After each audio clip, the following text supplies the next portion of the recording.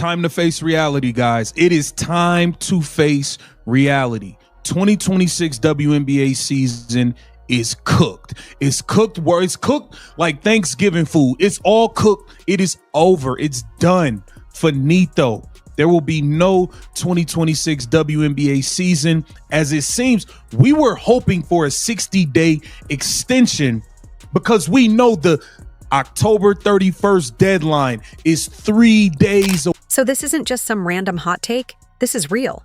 The 2026 WNBA season is actually in serious trouble, practically dead in the water. Everyone's talking about the October 31st deadline, but they're missing the bigger picture happening behind the scenes. It's not just about contract talks falling apart. There's something much bigger at play. By the end of this, you'll see exactly why some want this season to fail. It might sound crazy, but stay with me. 3 days before the deadline, no extension has been signed. And here's the wild part. The last time the WNBA negotiated a CBA, they signed the extension just 3 days before the deadline. Now, we're right at that same moment, and there's complete radio silence. The players' union isn't backing down, but the league is scrambling. Something's definitely happening behind the scenes that could change everything. Let's go. I'm pissed. I wanted to see Caitlin Clark absolutely destroy these ladies this season. I was ready to watch her cook them. Now, you're telling me we can't even get an extension done. This is wild. Let's head to Carly Bell's Twitter. Shout out to her. She said, could have almost guaranteed that the CBA wouldn't be resolved. Did you catch what he just said? He was eager to see Caitlin Clark dominate this season, and he's not alone. Millions of new fans tuned in last year because of her, causing ratings to skyrocket, attendance to break records, and merchandise sales to surge. But now, all that momentum could vanish overnight. Even more surprising, there are groups that actually stand to benefit if the season doesn't happen. I'm not exaggerating. There's a pattern here that once you see it, you can't ignore. Carly Bell, who's been closely monitoring these negotiations, posted something revealing on Twitter. She acknowledged that everyone expected the CBA wouldn't be resolved by October 31st. But then she dropped a statement that should really catch your attention, hinting at deeper motives behind the stalled negotiations and the potential collapse of the season. October 31st. I think we all pretty much could agree on that. However, with the recent public jabs from both the W and the Players Association, an extension could now not happen. It could not. It's not happening, you guys. In my opinion, I think it'd be foolish to not sign an extension, but I understand what the power of not signing one can do. Listen, the ladies in the PA and Unrivaled, Bree Stewart, Nafisa Collier, and all of them, they are feeling like they can hold the W's feet to the fire and force their hand to give them what they want.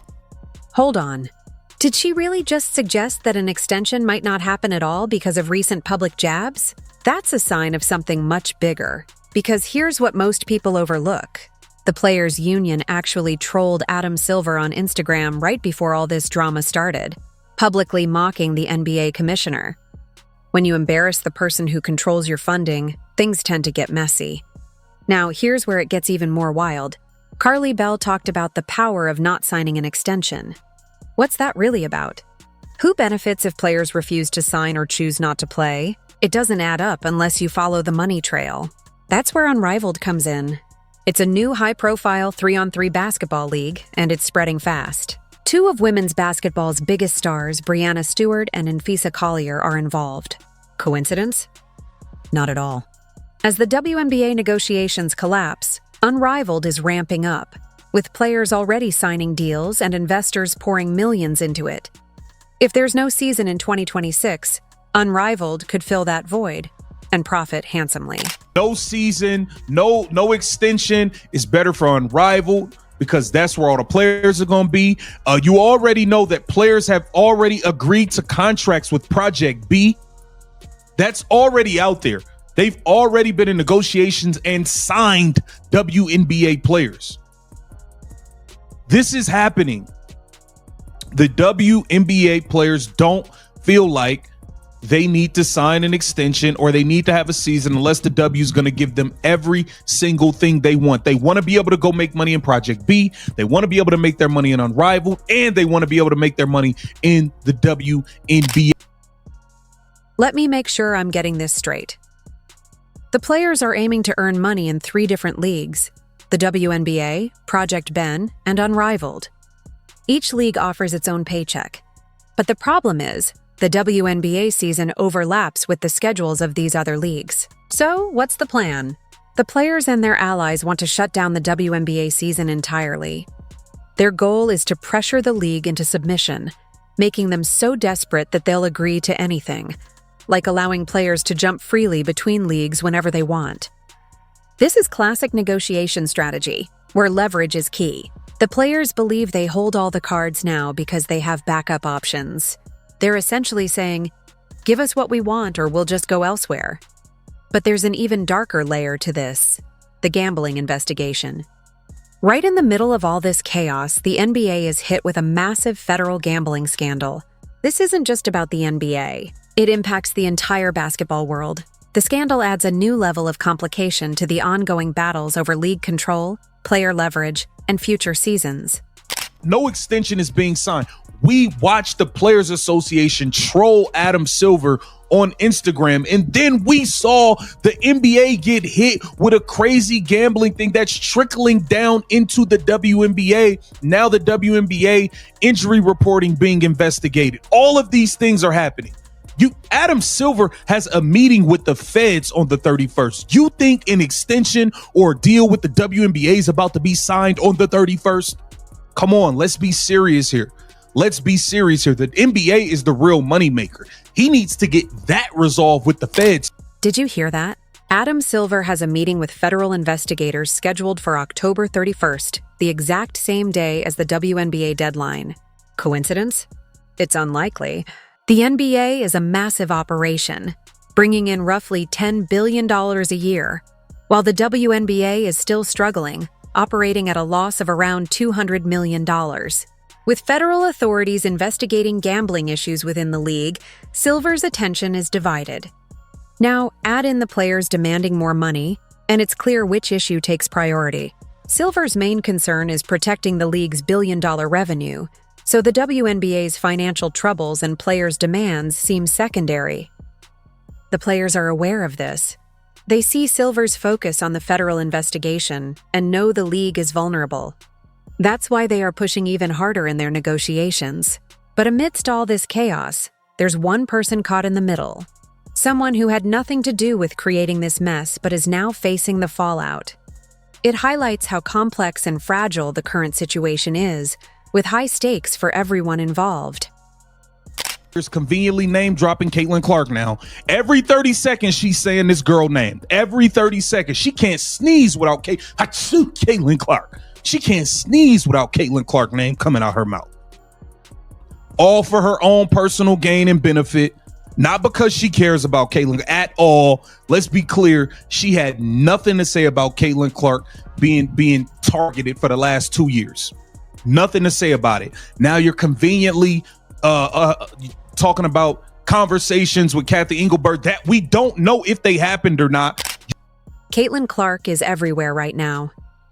Every 30 seconds, her name is mentioned, but not because people genuinely care about her. It's all about using her for their own benefit. Let me break down what's really happening here. It's some next-level manipulation. Nafisa Collier, one of the top players, suddenly can't stop talking about Caitlin. In every interview, every podcast, every social media post, Caitlin this, Caitlin that. But where was all this admiration when Caitlin was getting brutalized on the court last season? When she was being cheap-shotted? When opponents were openly targeting her? When the physicality against her was borderline assault? You a liar. She said you're a liar. Caitlin Clark says she never heard about this until you got on a podium and said it in front of the world. That's a little shady to me. So at the end of the day, these players feel like they have the leverage, and it's looking like there won't be a 2026 WNBA. Caitlin Clark herself has stated she wasn't aware of any of these private advocacy efforts until Nafisa Collier announced them publicly. Think about that. Someone claims they're fighting for you behind the scenes, but they never actually tell you. Instead, they just make a public statement using your name to boost their own profile. That's not advocacy. It's manipulation. This is classic psychological tactics, attaching yourself to a major star, claiming to protect them, and then taking all the credit and positive PR without risking anything personally. It's a smart, yet deeply unethical strategy. Meanwhile, Caitlin just wants to focus on playing basketball. She's watching her sophomore season possibly slip away because others are playing power games with her future. She had no say in any of this. She didn't ask to be the league's face or to be used as a bargaining chip. Now, if the deadline passes without a deal, the implications could be severe for her career. The whole situation highlights how players can be manipulated behind the scenes, often without their knowledge or consent. I'm truly upset and disgusted by it, man. I'm disgusted by it.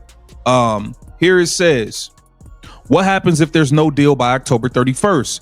There are two paths forward if there is no deal in place by October 31st, an extension of the deadline or a work stoppage. A temporary extension of the deadline to allow the two sides to continue discussing unimpeded is the most likely initial outcome. While I hope we make October 31st deadline, and that is a real deadline, from that perspective, we have extended deadlines in the past, Engelbert said during pre-WNBA Finals press conference. But the fact of the matter is, you guys, when it comes to these extensions, they only sign an extension when both sides agree that they are mutually coming to an agreement. There are two main paths ahead of us. The first is an extension of the deadline, which is what most people are hoping for. This is similar to what happened previously. Both sides recognize they're making progress and just need more time to reach an agreement. By pushing the deadline back a few weeks or months, negotiations can continue without the pressure of an imminent cutoff. But here's the key point. Extensions only happen when both sides genuinely want to close the deal. They occur when there's mutual trust, good faith, and a sense that the finish line is in sight. When parties are close, an extension can help smooth out final details. However, right now, there's little evidence to suggest that both sides are on the verge of an agreement. Are they close? Any signs they're aligned on major issues? Not at all. Instead, the situation looks quite the opposite. Players are speaking out publicly, saying the league isn't listening and that their concerns are being ignored. They claim their issues are being dismissed and that they aren't being taken seriously. Meanwhile, the league is countering by accusing the Players Association of lying, manipulating public perception, and bringing in outside influences to pressure the league. This indicates a breakdown in communication and trust, hardly the sign of a close deal. Given this level of discord, it's unlikely that an extension will happen anytime soon. That brings us to the second path forward, which involves more complex negotiations or potential escalation, depending on how the situation evolves. Future, they are starting to have, alignment on a future deal. We don't see any of that. There's none of that. The player, we've heard Satu, all of these players come out and say, oh, it's like they're not even listening to us. It's like in one ear and out the other. They're not taking us serious. Then we heard the W say, hey, the WNBA are lying to the people. They're lying about the negotiations. They're trying to get public perception on their side and bring in all these. Path 2 is what's called a status quo period. Essentially, the current agreement expires, but instead of immediate conflict, both sides remain in a kind of limbo. The old rules no longer officially apply, but neither side takes drastic action like striking or locking out players. It's a strange gray area where everyone is trying to figure out their next move. The problem is, if this limbo lasts too long, or if one side becomes impatient and decides to act, then things could escalate dramatically. That's when the nuclear option comes into play. Either the owners lock out the players, preventing them from working and playing, or the players go on strike, refusing to participate until their demands are met. Meanwhile, the league is already bringing in influential figures to apply pressure on the players. For instance, The video mentions a prominent political figure who might become the governor of New York getting involved.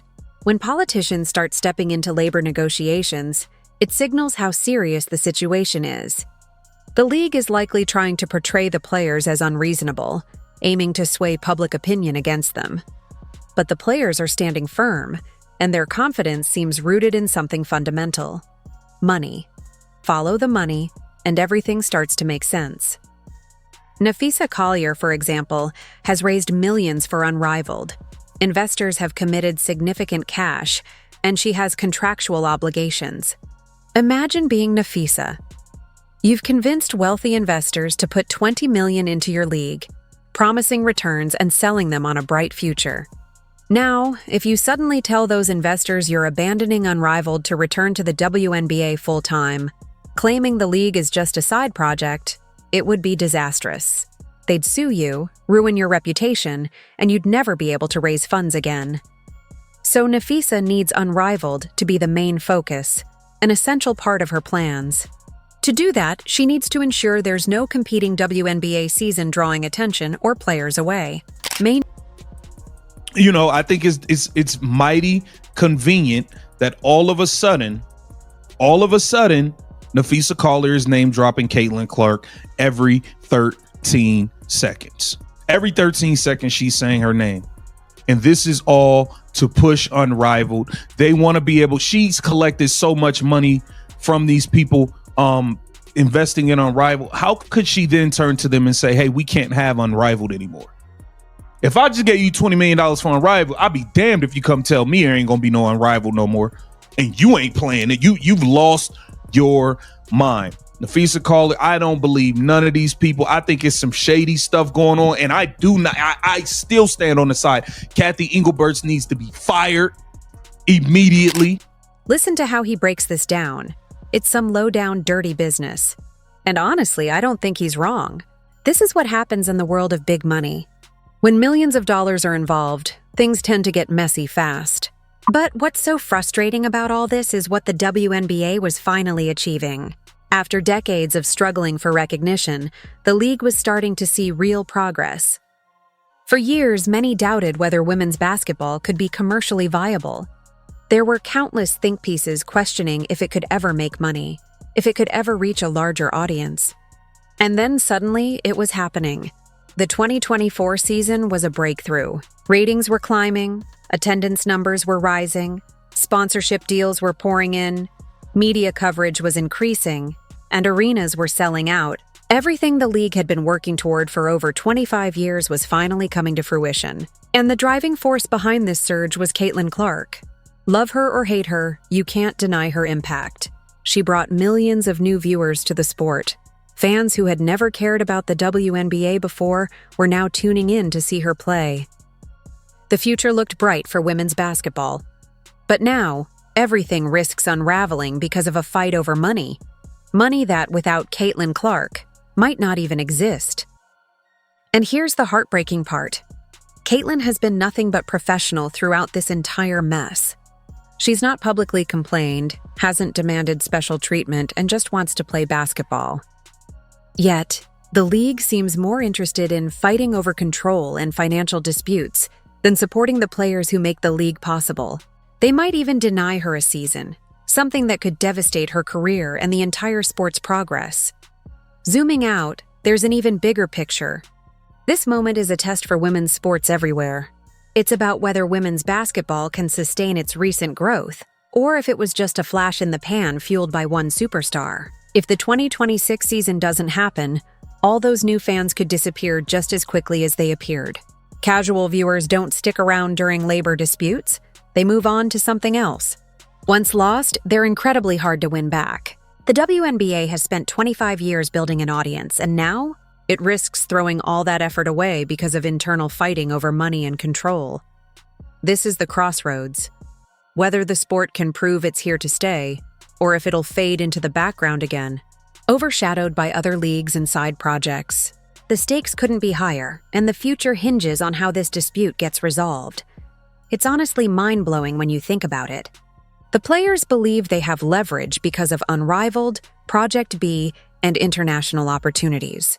But that leverage only exists because the WNBA built the platform that made all of this possible. No one would be investing millions in these new leagues if women's basketball were still a niche sport with little viewership. The only reason these alternative leagues are even viable is because the WNBA spent decades losing money to grow the sport's profile. Now the players want to use that platform to launch competing products that could threaten the league itself. That's not just smart business. It's like biting the hand that fed you. Maybe the league hasn't paid players enough over the years, and maybe they should maximize their earnings elsewhere. But let's be honest about what's really happening here. He's still stand there, but I believe there's some low down dirty stuff going on, and unfortunately it is going to affect Caitlin Clark in the 2026 WNBA season because they are not going to come to an agreement on extending the deadline. He still thinks Kathy Engelbert needs to be fired, and you know what? A lot of people agree with that. Engelbert has made some questionable. He still believes Kathy Engelbert should be fired, and many others agree. Engelbert has made some questionable decisions that have raised concerns. If you want to stay updated on this story and more, make sure to subscribe below.